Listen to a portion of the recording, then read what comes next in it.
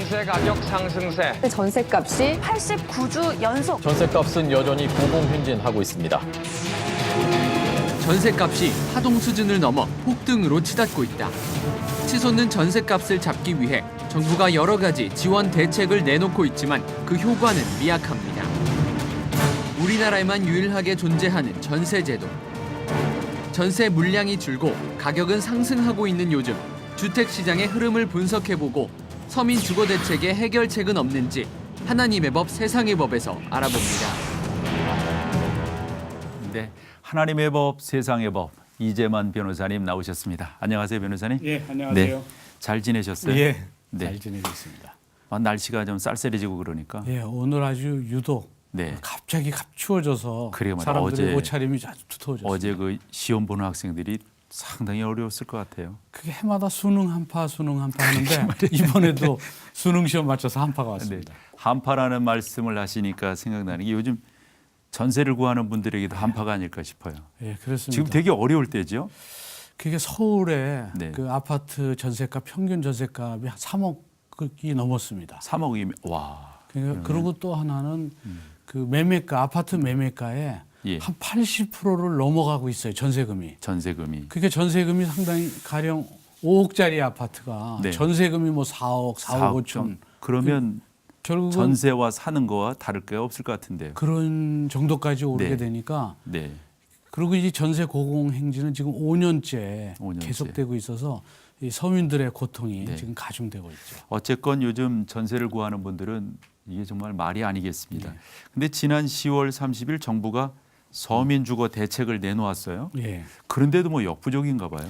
그렇죠. 아무래도 이제 아무리 정책을 내놔도 그냥 막 힘든 거 봐요. 서민제 주거 대책이라는 것은 서민들의 주거를 안정화시키기 위한 대책인데 네네. 그것이 결국은 잘못하면 냉탕과 온탕을 오가는 형국이 될 수도 있어요. 그리고 제자리에 있는 예. 그래서 장단점이 있기 때문에 결국 부동산 경기를 부추기면 그대로 또 문제가 있고 네.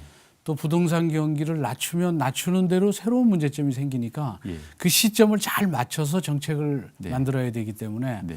결국 정부 정책엔 역부족이 있고 네. 결국 그 정부 정책에 의해서 결국 부동산 경기를 어느 정도 기조를 유지하면서 결국 공급을 늘리는 네. 주택 공급을 늘리는 것이 가장 효율적이라고 보는 것이죠. 사실 저도 이제 교회 사택이지만 교회 사택이 전세거든요. 예. 그러다 보니까 이게 또 오르면 또 오른 거 해줘야 되고 또 그렇죠. 오르면 오른 거 해줘야 되고 네. 교회 또 목사 입장에서 말하기도 좀 그래요. 그렇죠. 그것도 눈치가 보이더라고요. 네. 그리고 아까 변호사님 말씀하시기를 이 전세금 고공행진의 그게 그렇습니다. 5년째라면서요. 예.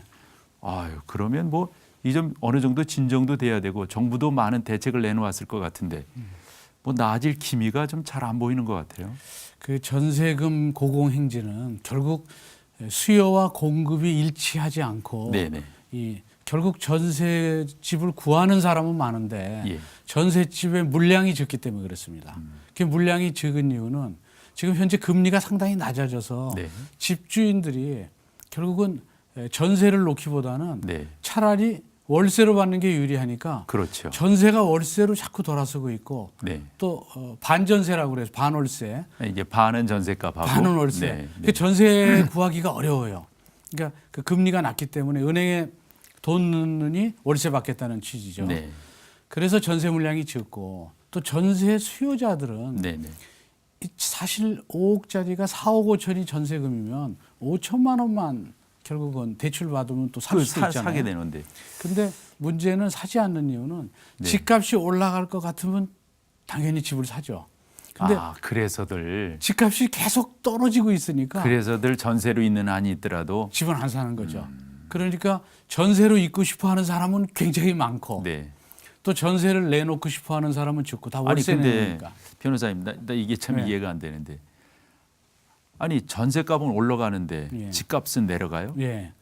그럼 결국은 집값이 내려가면 전세값도 그거에 맞춰서 또 내려가게 됩니다. 내려가야 되잖아요. 그렇게 되면 결국 전세를 어떤 사람들이 이제 서울에서 네. 전세집에 있다가 전세금을 올리면 결국은 그 주변으로 갑니다. 네. 그리고 그 다음에 또 주변으로 이렇게 옮기게 되죠. 그래서 전세금 집값이 내려간다고 그래도 네. 대폭적으로 내려가는 것은 아니니까 전세금은 집값 내려가는 것보다 더 빨리 올라가서 어떤 경우는 집값하고 전세금이 역전되는 데도 있었어요. 네. 그 집값은 5억인데 전세금은 한 5억 2천 이런 경우도 나온 적도 있습니다. 그리고 또 아까 이제 조금 그런 얘기 나왔는데 말머리에 예, 전세라는 게 우리나라만 있는 제도예요? 예 그렇습니다. 아주 그게 독특하네요, 진짜. 그러니까 아주 그 전 세계적으로 한국에만 있는 그 제도인데 예. 그 전세라는 건 이제 전세 계약 기간이 끝나면 전세 보증금을 전액 돌려받습니다. 예. 그래서 전세 보증금을 집주인한테 주고 자기는 집을 그 집에서 사는 것이죠. 네. 그러니까 어떻게 생각하면 집주인이 자기 집을 담보로 세입자한테로부터 돈을 빌린 빌려서 거나 마찬가지. 예, 결국 그 이자는 상대방이 집 사는 임대료와 전세 보증금의 이자를 서로 상쇄하는 네. 그런 형태예요. 근데 외국은 이제 렌트 제도가 있습니다. 그렇죠. 그래서 예. 렌트 제도는 한 달에 얼마씩 월세가 내고. 200이다. 예. 그러면 2년 렌트면 예. 2년치 렌트 이게 4,800이죠. 예. 그걸 일시에 줍니다. 그래요? 예, 일시 렌트는 그렇게 일시에 주고 매달 2년을 매달 내는 게 아니고. 예, 매달 내는 건 이제 월세로 내는 월세, 것이고요. 예. 외국의 렌트 제도는 일시에 다 주고 그리고 2년을 살면 그 렌트 비용이 다 소진되는 거죠. 네. 그래서 외국 사람이 이제 우리나라에 와서 이렇게 집을 살 때 그 네. 돈을 줬다가 계약 기간이 끝나서 그 돈을 돌려주잖아요. 네. 그럼 상당히 의아스럽게 어, 생각해요. 거기 이제 금리도 아주 낮고 막 그러기 때문에 예. 내가 2년을 집 살았는데 네. 준 돈을 그대로 돌려주니까 예. 상당히 이해하지 못하더라고요. 변호사님 마지막으로 이 질문 하나 해볼게요. 토지 공개념이란 예. 말이 있잖아요. 예. 주택도 좀 그런 개념. 그러니까 재산 증식이라는 투기가 아니라 정말 주거 목적으로 예. 정말 그것이 가정이 거하는 어떤 예. 주택. 참 이렇게 되면 어떨까 싶어요. 그게 이제 참 예민한 문제인데요. 네, 네, 이 토지 공개념 하면 네, 결국 토지는 공적으로 모두 다 같이 쓸 그렇죠. 수 있는 것이지 예. 사유재산으로 사적 목적으로보다는 네. 공적 개념이 강하다 이런 취지인데 예. 그게 자본주의에서는 예. 잘 맞지 않는 겁니다. 네, 네. 근데 자본주의의 폐해를 보완하기 위해서 이런 토지 공개념이 나올 수는 있지만 실제적으로 토지 공개념이나 또는 주택 공개념이란 개념은 네. 지금 네. 뭐 존재하지는 않지만 네. 주택을 공개념으로 예. 이것을 갖고 투기를 한다든지 자기의 이익 예. 창출을 위해서 쓰지 말고 모든 사람이 같이 쓸 수 있게 한다. 네. 이렇게 하다 보면 네, 자본주의의 발전이 저해될 수도 있어요. 네, 그래서 사실 우리나라는 주택 공개념이 무의식적으로 뭔가 있기는 해요. 네. 그래서 우리나라의 주택이라는 것은 아무리 좋은 호화주택도 그렇게 크지 않습니다. 근데 자본주의가 발달한 외국 같은 경우에는 주택 한 채가 막 1조씩 되는 주택들이 있죠. 그런 집들이 있죠. 상상을 초월하는 네, 집이지만 경관이 좋고 한데. 그렇죠. 네, 그렇지만 그런 데 있죠. 그게 인정되는 이유는 예. 자본주의 사회에서 개인이 본인이 창의적으로 열심히 노력해서 얻은 재산으로는 그 집을 살 수 있도록 네. 그렇게 자유 경쟁의 그래서 좀 소득이라고 그렇게 보는 거죠. 뭐 흔히 말하는 뭐 비유 포인트가 좋은 데라든가 그렇죠. 이런 데는 좀 그렇게 좀 해주고 네. 뭐 도시라든가 이런 데는 좀 공적인 주거 개념으로서 제가 정책 입안자라면 좀 한번 해볼 만하겠는데. 이제 그거 비슷하게 할 수 있는 방법은 자본주의의 네. 그 장점을 그대로 살리면서 네. 토지 공개념과 같은 역할을 할 수 있는 장기적으로 한 10년 동안 임대 계약을 그러니까요. 해주고 그러니까 10년 동안은 임대주택. 예. 임대료 올리지 않게 네, 네. 10년 동안 장기적으로 아주 안정적으로 주거 예. 생활을 할 수 있게 뭐 그 이상도 할 수 있잖아요. 그렇죠. 예. 그리고 이제 재계약도 할 수 있고 그렇죠. 뭐 예. 독일 같은 예. 경우에도 별로 이 임대료가 네. 올라가지 않고 장기 네. 계약을 해 사적인 네. 계약일 그래서 그런 때도 것들이 국가가 좀 관리한다고 그럴까요? 예. 뭐 이런 차원들. 이제 그런 부분은 이제 한번 검토해 볼 수 있는데 검토? 제일 중요한 거는 역시 공급 물량을 늘리는 거죠. 아니 그러니까 변호사님이 여타 방송사도 많이 나가서 이런 예. 말씀을 하시니까 예.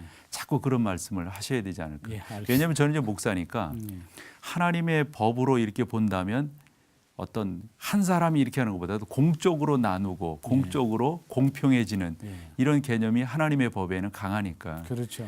지금 뭐 집 이렇게 해야 되는데 막 전세값 너무 올라가지고 집 구하지 못하고 이런 입장이 된다면 예. 또 그런 것 때문에 자꾸 서울에서 더 멀어지는 쪽으로 간다면 전세 난민들이 많아졌죠. 그러니까 말이에요. 전세 난민. 오늘 해주실 말씀 다 해주신 예, 건가요? 예. 그러세요? 예. 다음 주간 또 예고되나요? 다음 주는 그 가족관계 등록법이 개정됐습니다. 네. 그래서 그 개정 취지가 뭔지 네. 또 이 등록법에 대해서 네. 앞으로 어떻게 등록법이 그 바뀌어야 되고 네. 또 문제점이 뭔지에 대해서 네. 한번 짚어보도록 예. 하겠습니다. 재밌는 영화는 늘 커밍 순이라고 말을 쓰는데 예.